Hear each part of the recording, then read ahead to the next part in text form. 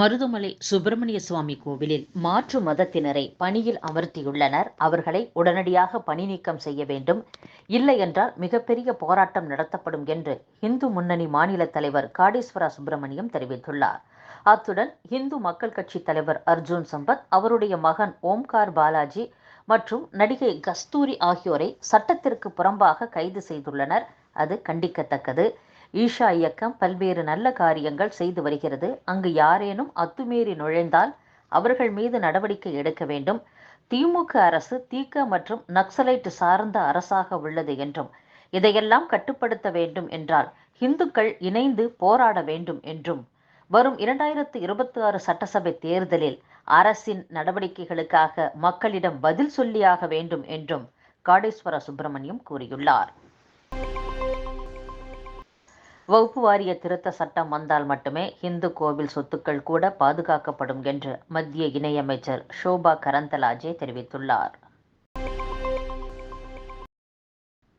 பொதுமக்கள் டாஸ்மாக் கடை வேண்டாம் என்றால் அந்த கடையை இடமாற்றம் செய்ய வேண்டும் என்று தெரிவித்துள்ள சென்னை உயர்நீதிமன்றம், குத்தகை காலம் நிறைவு பெற்றுவிட்டால் கடையை காலி செய்ய அதிகாரிகளுக்கு அறிவுறுத்தும்படி டாஸ்மாக் நிர்வாக இயக்குநருக்கு உத்தரவிட்டுள்ளது.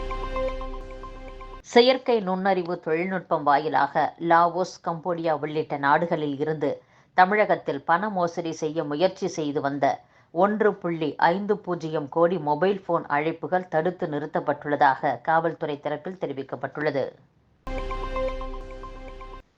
கடலூர் மாவட்ட ஆட்சியர் அலுவலகத்தில் மனு கொடுக்க வந்தவர்கள் காரில் கத்திகள் இருந்த சம்பவம் பரபரப்பை ஏற்படுத்தியுள்ளது. கடலூர் மாவட்ட ஆட்சியர் அலுவலகத்தில் வாராந்திர பொதுமக்கள் குறைதீர்வு கூட்டம் நடைபெற்றது. இந்த கூட்டத்தில் மாவட்டத்தின் பல்வேறு பகுதிகளைச் சேர்ந்த மக்கள் தங்கள் கோரிக்கைகள் தொடர்பாக மனு கொடுக்க வந்தனர்.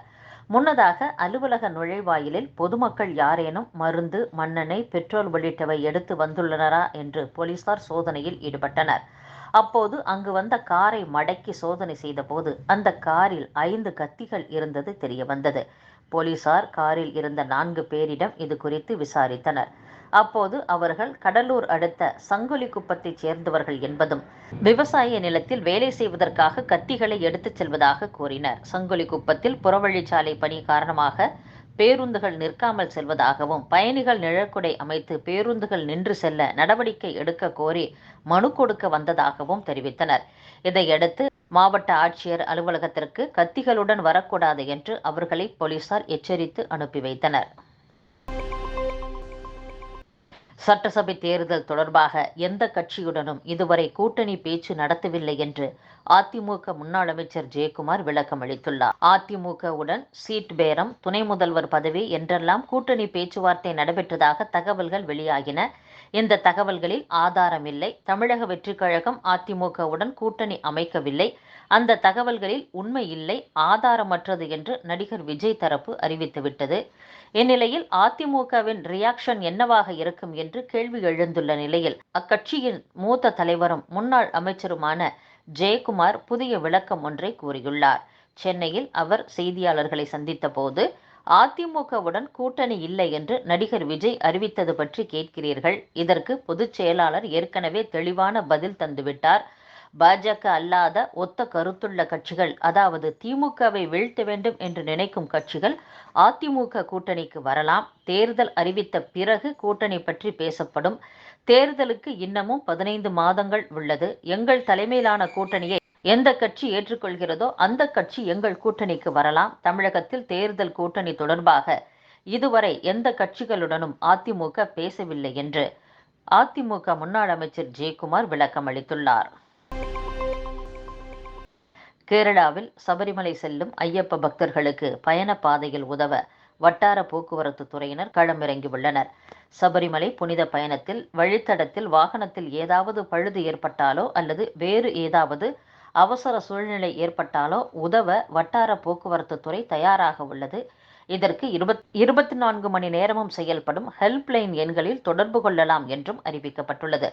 அதன்படி இலவுங்கள் 9400449991 மற்றும் 9562318181, எருமேலி 9496367974 மற்றும் 8547639173. குட்டிக்கானம் 9446037100 மற்றும் 8547639176 ஆகிய இடங்களில் செயல்படும் வட்டார போக்குவரத்து துறை கட்டுப்பாட்டு அறைகளை அழைக்கலாம் என்றும் அறிவிக்கப்பட்டுள்ளது.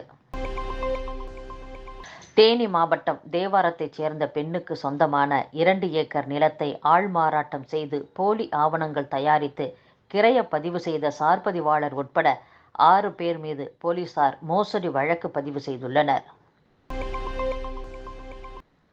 பழனி ஒட்டன்சத்திரம் 4 வழிச்சாலை பணியை அடுத்த மாத இறுதிக்குள் முடிக்க மத்திய அரசு கெடு விதித்துள்ளது.